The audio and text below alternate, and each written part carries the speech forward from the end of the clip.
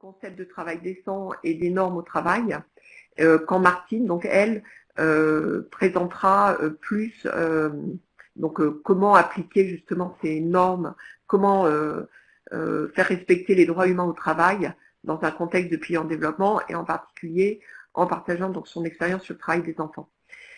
Donc je vais juste introduire Martine. Donc Martine est fondatrice de l'ONG RH Sans Frontières.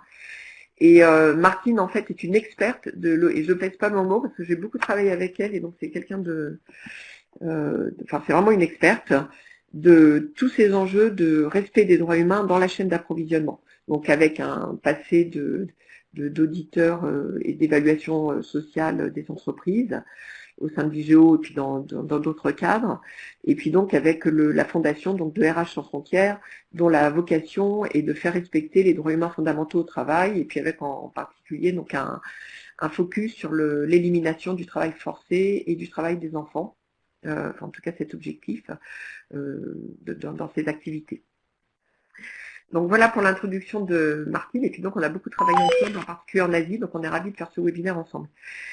Donc maintenant moi je vais passer à ma page, je vais vous présenter ma partie et je vais peut-être je suis présidente de RSE et développement et sinon j'ai une expérience, c'est une fonction bénévole et à côté de ça je travaille, j'ai une expérience plutôt de consultante en RSE avec un focus sur les achats responsables et sur les achats responsables, donc les dimensions sociales, santé, sécurité et environnementales.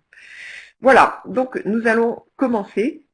Donc comme ce que je voulais dire tout à l'heure, c'est donc n'hésitez pas à nous faire part en fait dans la boîte de conversation de vos interrogations par rapport au travail en Afrique. Quels sont pour vous les enjeux, quelles sont les situations que vous avez pu rencontrer, quelles sont des solutions, des bonnes pratiques, enfin voilà, donc toutes les retours d'expérience, les questions que vous pouvez avoir.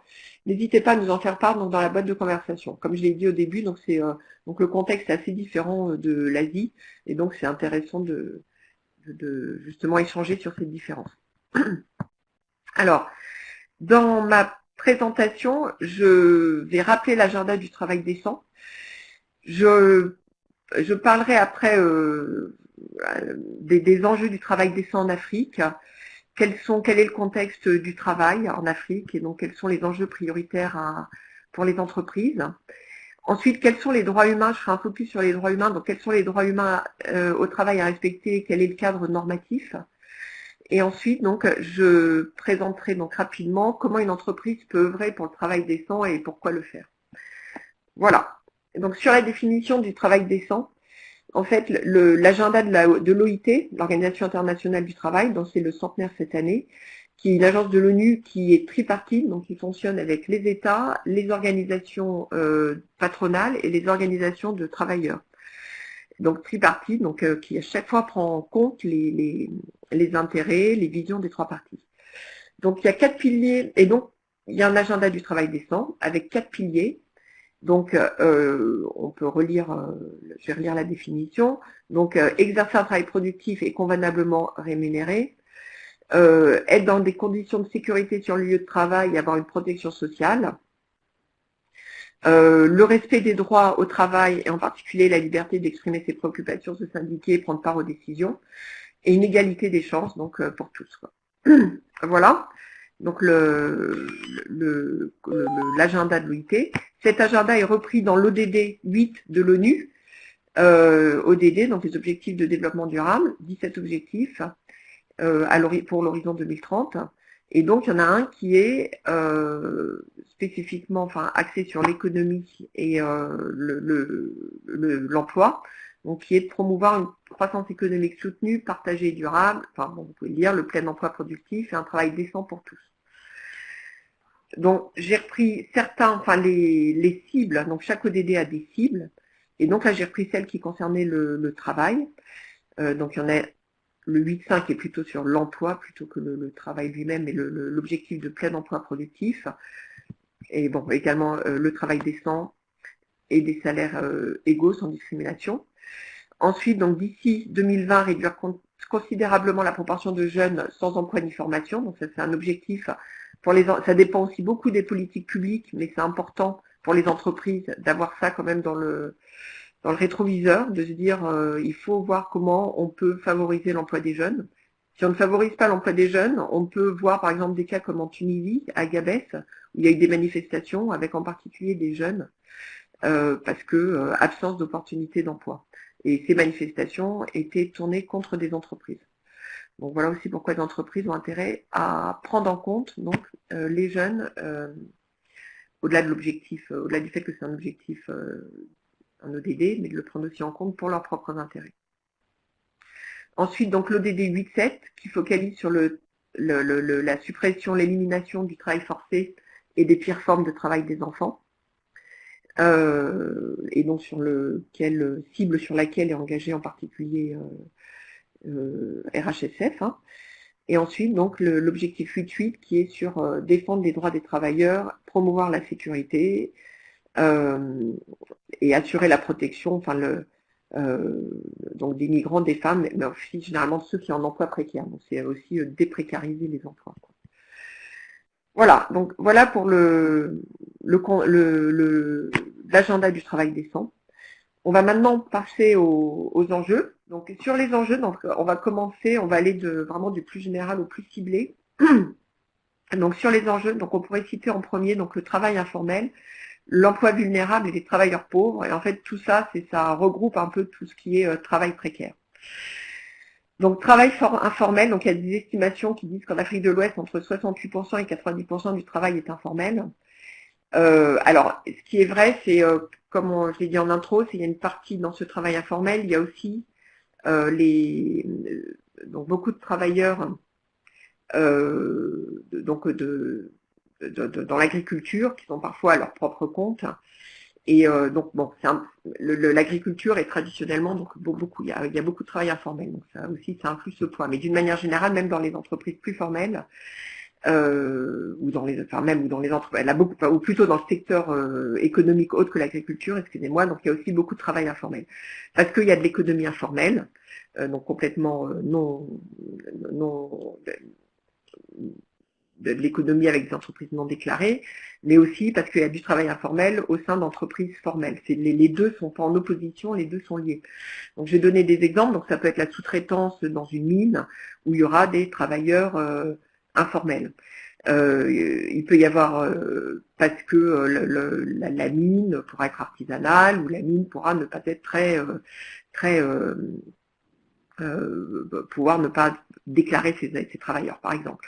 Vous pouvez aussi avoir, vous avez différents types de travail informel, mais donc voilà quelques exemples. Donc quand vous avez du travail informel, vous n'avez pas d'accès aux droits, vous avez de l'insécurité des travailleurs, vous avez de mauvaises conditions de travail, vous avez de l'insécurité non seulement en termes de santé et sécurité, mais vous avez aussi de l'insécurité parce que vous pouvez perdre votre emploi du jour au lendemain, vous n'avez aucune garantie, il n'y a pas de protection sociale. Les travailleurs pauvres, suite aux questions qu'il y a, donc c'est les travailleurs, en fait c'est marqué en dessous, c'est les travailleurs qui sont qui ont un niveau de revenu inférieur à 1,90 $ US en parité de pouvoir d'achat, donc c'est ramené en parité de pouvoir d'achat par personne et par jour. Voilà, donc par personne et par jour. Donc voilà le travailleur pauvre. J'espère que ça répond à votre question. Alors c'est des données macro tirées des statistiques nationales. Hein, donc après, il faut traduire ça, il faut voir ce que ça donne au niveau des entreprises. Voilà, donc travail informel. Et puis après, il y a aussi donc l'emploi vulnérable, qui correspond à la part de travailleurs à leur propre compte et de travailleurs familiaux collaborant donc à l'entreprise familiale dans l'emploi total. Alors après, c'est des définitions très techniques, donc on peut vous les envoyer. On va peut-être pas les voir en détail ici, mais donc en fait, c'est toutes les formes de travail précaire qu'il peut y avoir. Voilà, donc vous avez des taux, donc Afrique subsaharienne, donc beaucoup d'emplois vulnérables, Afrique du Nord, beaucoup aussi de... Alors là, je pense que je suis désolée, je pense que je me suis trompée, j'ai dû inverser les deux taux, je suis désolée. Je le modifierai, mais excusez-moi, c'est une erreur, mais en fait, il y a 72% d'emplois vulnérables en Afrique. Non, c'est ça, oui, c'est ça, j'ai inversé. 72% d'emplois vulnérables en Afrique subsaharienne et 35% de travailleurs extrêmement pauvres en Afrique subsaharienne. Et les taux sont 5% pour l'Afrique du Nord en travailleurs extrêmement pauvres et 30% en emplois vulnérables. Il y a une inversion des deux lignes. Il y avait quelqu'un qui réagissait sur l'Afrique du Nord, mais voilà. Excusez-moi pour cette erreur, mais c'est bon, c'est qu'il y en a qui suivent. Merci. Voilà. Et après, autre forme de travail précaire, c'est tout ce qui est emploi atypique. Donc c'est pareil, on va pas forcément rentrer dans le détail, mais donc cet emploi atypique, donc c'est toujours des normes, des définitions de l'OIT, mais il y a l'emploi temporaire, où on peut perdre son travail au bout d'un certain moment. Travail à temps partiel et sur appel, donc qui n'est pas forcément souhaité et qui veut dire que les personnes ne sont pas rémunérées tous les jours. Relation d'emploi multipartite, donc avec ces travails détachés ou en passant par un intermédiaire, travail intérimaire, travail en sous-traitance. Et ensuite, une relation de travail déguisée. Donc par exemple, ça peut être le statut d'indépendant où en fait on travaille exclusivement pour un employeur, donc normalement ça serait une relation de travail, c'est une relation de travail déguisée. Alors l'OIT se penche sur ces formes de travail parce qu'elles ont tendance à beaucoup se développer, mais donc en Afrique elles sont aussi développées et elles s'ajoutent, ou parfois il y a des zones communes, donc avec les deux formes que j'ai décrites sur la page d'avant, donc les formes que j'ai citées sur les pages d'avant. Ce que je veux dire, c'est que c'est pas exclusif, hein. Et puis j'ai donné un exemple, donc par exemple sur le travail temporaire, où vous pouvez voir donc la situation des pays d'Afrique. Donc avec pas mal de pays, donc entre de 5 et 10% de travail temporaire et jusqu'à plus de 20%. Voilà. Et sachant ça, c'est sur l'emploi donc formel. Ça exclut l'emploi informel. Je renverrai, donc j'inverserai les deux chiffres pour envoyer l'inversion de ligne ici. Alors, donc on continue. Ensuite, donc les inégalités femmes-hommes. Donc autre enjeu, donc inégalité femmes-hommes, l'enjeu des jeunes qu'on a déjà évoqué, et les discriminations. Donc on va aller très vite, mais donc les femmes, donc aussi, c'est pareil, ont et là je me suis pas trompée, oui c'est ça, je me suis pas trompée dans les lignes, en fait c'est parce que comme l'autre page justement j'ai inversé, je pense, voilà, bon bref. Afrique subsaharienne, donc les taux d'activité, donc hommes 74%, les femmes seulement 65%. Afrique du Nord, donc 72% et 22% sur les femmes, donc un taux d'activité des femmes très peu élevé. Et ensuite, donc ça c'est en termes de taux d'activité. Si on regarde la rémunération et le type de job qu'emploient les femmes, on voit qu'elles sont aussi défavorisées. Donc les femmes gagnent moins que les hommes et les femmes ont plus d'emplois informels que les hommes. Voilà. Ensuite, sur les jeunes 15-24 ans, donc c'est un enjeu énorme et puis c'est un enjeu du futur pour l'Afrique, dans la mesure où j'ai donné un exemple, hein, mais on pourrait prendre de plein de pays comme ça. Donc au Niger, les 15-24 ans représentent 65% de la population. Ils sont majoritairement au chômage ou sous-employés, avec seulement 2 à 8% qui trouvent un emploi formel. Donc c'est pour vous dire que c'est potentiellement ça a vraiment quelque chose d'explosif, la situation des jeunes en Afrique, et il faut aussi que les entreprises prennent ça en compte dans leur politique, leur stratégie en termes de RH et de respect des droits de l'homme au travail. Et puis ensuite, donc, on pourrait aussi regarder d'autres catégories de la population qui sont vulnérables et donc sur lesquelles il faut porter une attention particulière. Voilà. Ensuite, dernier enjeu, donc qui est souvent celui qu'on connaît beaucoup sur l'Afrique, enfin, en tout cas quand on est en Europe. Donc c'est le niveau de travail des enfants. Donc en Afrique, 72%, donc il y a 152 millions d'enfants au travail dans le monde, 72 millions sont en Afrique. Donc c'est une petite moitié. Donc c'est énorme. Sur ces 72 millions, donc une petite moitié encore effectue un travail dangereux, ce qui est absolument exclu par l'OIT. Et si on regarde donc sur ces enfants pour caractériser un peu ce travail, donc c'est 85% travail dans l'agriculture. Donc c'est essentiellement dans l'agriculture. Après, ce qu'on note, c'est qu'il y en a aussi pas mal dans les services, avec souvent des enfants qui vont aider des commerces ou des petites activités, souvent par exemple à l'échelle familiale. Voilà. Donc ça, c'était sur les enjeux. On vient de voir les enjeux et l'agenda du travail décent. Donc maintenant, quels sont les droits humains au travail à respecter? Donc en fait, vraiment le cadre de référence standard, c'est les conventions et les autres outils de l'OIT, les autres normes, les autres standards de l'OIT. Donc ces conventions en général, est-ce qu'elles s'appliquent aux entreprises? En fait, elles ne s'appliquent pas vraiment aux entreprises, les conventions de l'OIT. Normalement, c'est des conventions qui s'appliquent au gouvernement des pays. Et ensuite, les gouvernements doivent les faire passer dans leur législation nationale et les rendre obligatoires aux employeurs. Et là, une fois que c'est passé dans la législation nationale, ça devient une obligation pour les entreprises. Alors après, il y a d'autres formes de régulation du travail. Donc il y a forcément il y a les lois, mais donc c'est cité, on les a mentionnés. Et ensuite, il y a tout ce qui est accord avec les syndicats. Donc les entreprises négocient avec des accords avec les syndicats, ou les branches professionnelles peuvent négocier des accords avec les syndicats. Et ça s'impose aux entreprises une fois que c'est signé. Et ensuite, il y a aussi des formes de régulation qui sont plus légères, qui sont les régulations privées.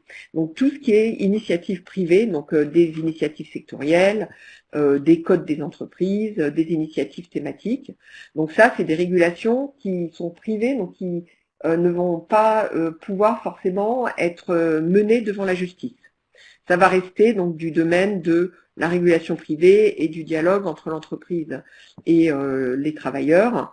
Et les travailleurs ont souvent, enfin, il peut y avoir des mécanismes, mais les travailleurs n'auront pas forcément la possibilité d'aller devant la justice de leur pays.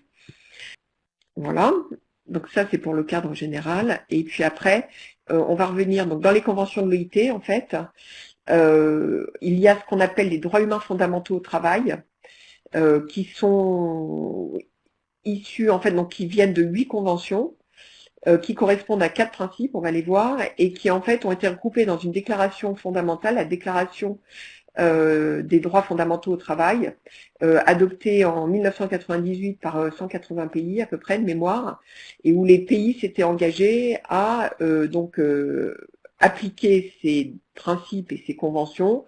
Et en fait, dans les faits, il y a beaucoup de pays qui ne les appliquent pas. Donc, par exemple, sur la liberté d'association et la négociation collective, donc des pays comme les États-Unis, la Chine, le Vietnam, n'ont pas ratifié les deux ou l'une au moins de ces conventions. Donc, ça, c'est donc vraiment les droits fondamentaux au travail. Donc, c'est vraiment un socle qui est considéré comme fondamental, même si on verra sur le slide d'après que de plus en plus, il y a un consensus pour dire qu'il faut aller plus loin. Alors, ces droits fondamentaux, ils sont importants aussi parce que souvent, ils sont repris dans les régulations privées dont je vous parlais tout à l'heure, et aussi dans ce qu'on appelle les codes fournisseurs, qui sont les codes que les entreprises, les donneurs d'ordre, les entreprises donneuses d'ordre, peuvent imposer, enfin, ou demander à leurs fournisseurs de respecter. Voilà, donc ces principes fondamentaux, donc il y a l'élimination de la discrimination en matière d'emploi et de profession, il y a la liberté d'association et la négociation collective, l'élimination effective du travail des enfants et l'élimination de toute forme de travail forcé et obligatoire, et donc avec 8 conventions qui correspondent. Après, de plus en plus, parce qu'il y a eu un certain nombre d'événements, parce que les gens qui travaillent sur le terrain se disent ce n'est pas suffisant, en fait, dans toutes ces initiatives privées et dans ces codes fournisseurs des donneurs d'ordre donc pour leurs fournisseurs, il s'avère que de plus en plus, et puis c'est aussi une demande des ONG, de la société civile, des syndicats, il s'avère qu'il y a d'autres droits au travail qui sont considérés comme essentiels et incontournables et puis comme s'imposant aux entreprises. Donc il y a tout ce qui est santé et sécurité au travail, il y a ce qui est heures de travail et paiement des heures supplémentaires. Donc par là en particulier, entre autres en Asie, c'est quelque chose d'important parce que dans des pays comme la Chine et l'Asie du Sud-Est, il y a souvent des heures de travail excessives et qui ne sont pas forcément rémunérées comme elles devraient l'être, c'est-à-dire qu'au-delà d'un certain nombre au-delà des heures de travail normales, il faut que ça soit payé comme des heures supplémentaires. Donc là-dessus, il y a aussi de plus en plus, c'est pris en compte dans les codes fournisseurs, les initiatives sectorielles et dans le travail sur le terrain. Ensuite, il y a tout ce qui est violence et harcèlement au travail qui devient un sujet très important. Alors depuis 2 ou 3 ans, c'est très récent, mais il y a un projet de norme de l'OIT sur ce sujet-là. Et c'est vrai que dans des pays, enfin en tout cas en Asie, c'est quelque chose, il y a beaucoup de violence et de harcèlement au travail. Donc c'est un vrai enjeu. Et puis ensuite, donc il y a ce qui est la notion, donc qui là est moins prise pas encore vraiment intégrée dans une convention par exemple de l'OIT, mais qui est le fait d'aller à un salaire décent vital pour sa famille. Et ça, souvent, il peut y avoir des lois sur un salaire minimal dans le pays, mais ce salaire minimal ne sera pas forcément un salaire décent ou vital. Et voilà. Donc, Voilà pour les conventions. On va reprendre, je les ai citées, mais en gros, du coup, je vais passer un peu vite. Donc, il y a des lois, c'est ce que j'ai dit tout à l'heure, donc il y a les instruments internationaux de RSE, il y a les lois nationales, il y a les accords cadres internationaux et les accords cadres aussi. Et il y a donc les initiatives privées. Ça, c'est un peu le cadre sur le travail. Alors là, je vais passer pour qu'on aille vite à la suite. Là, je donnais un exemple d'un autre standard d'un standard de la RSE, mais bon, vous l'aurez. Et ensuite, alors pourquoi l'entreprise, donc c'est la dernière partie, pourquoi l'entreprise aurait intérêt à œuvrer pour le travail décent et à respecter les droits humains fondamentaux au travail. Parce que bon, ça peut poser, pour certains, ça peut sembler une évidence, mais en fait, quand on est sur le terrain, ça ne l'est pas. Et puis, quand on a vu les statistiques du début, donc on a bien vu que ça ne l'était pas. Donc en fait, quand on met en place des démarches RSE et qui incluent donc le respect des droits humains au travail et puis donc des mesures pour le travail décent, donc on voit que ça permet d'accéder au marché. Donc il y a des marchés qui ont des critères RSE, des donneurs d'ordre ou des commandes publiques qui ont des critères RSE qui s'imposent aux fournisseurs et ces critères RSE incluent le travail. C'est pareil pour l'accès au financement. Donc par exemple les standards de performance de la SFI, donc c'est des standards qui incluent donc qui incluent les droits humains au travail et qui s'imposent en fait aux entreprises financées par la SFI. Donc accès au marché, accès au financement, l'ARS en général, et donc par exemple en fait avoir une force de travail qui est bien dans sa peau, qui est fidélisée, qui est contente de travailler dans une entreprise, généralement ça va faciliter pour l'entreprise d'innover et de se différencier par rapport à ses concurrents. Donc c'est un facteur d'innovation et de différenciation. Moi je l'ai vu aussi chez des fournisseurs en Asie où par exemple on a eu une intervention il y a quelques semaines d'Ultramail à Madagascar, mais clairement ils ont fait de leur politique RSE un vrai pilier de leur relation avec leurs clients. Donc ça les aide à se différencier donc, dans des marchés qui sont souvent assez banalisés. Et après, donc l'image et la réputation, c'est quand vous avez des drames comme le Rana Plaza ou quand vous avez des drames dans une entreprise, enfin il y a un accident santé sécurité, ou il y a eu des incendies au Pakistan et autres. Donc ça nuit à l'image du fournisseur et aussi de ses clients. Voilà, donc ça c'est l'influence de bonnes conditions de travail sur des indicateurs généraux de l'entreprise. Et après, vous avez avoir une bonne politique RH qui inclut le respect des droits humains au travail.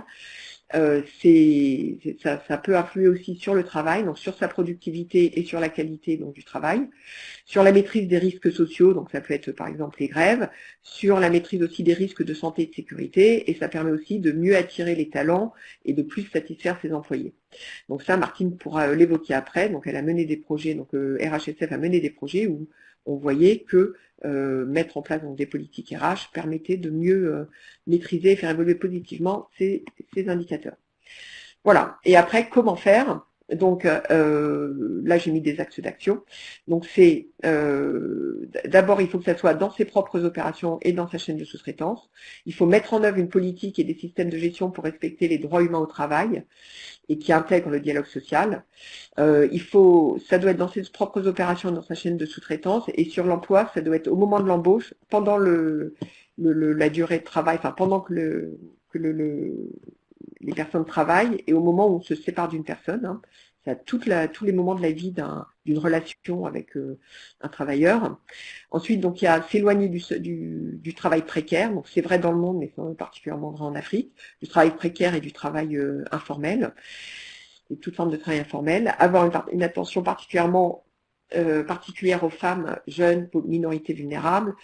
Assurer des mécanismes de protection sociale, parce qu'il y a une défaillance de la protection sociale donc, qui est dans beaucoup de pays dans le monde, mais qui est aussi encore plus vrai en Afrique, donc que ce soit la sécurité sociale, ce qui est maternité, ce qui est assurance vieillesse. Donc des entreprises, enfin quand on discute avec des grandes entreprises, en tout cas, il y en a certaines qui mettent en place en tout cas des entreprises françaises pour ce que je connais, mais il y en a qui mettent en place des mesures de protection sociale, donc qui couvrent aussi les travailleurs en Afrique. Voilà, et puis ensuite, on sort un peu donc de ce qui est vraiment le respect des droits humains, des droits au travail, et il y a aussi tout ce qui peut favoriser l'emploi, puisqu'on a vu que favoriser l'emploi formel, l'emploi productif, l'emploi décent donc en Afrique, c'est aussi donc favoriser la croissance économique de ces pays, en plus d'œuvrer pour le respect des droits humains. Voilà, donc j'ai fini ma partie, qui est une partie assez conceptuelle. Donc je vous remercie pour votre attente. Alors je ne sais pas si vous avez des questions.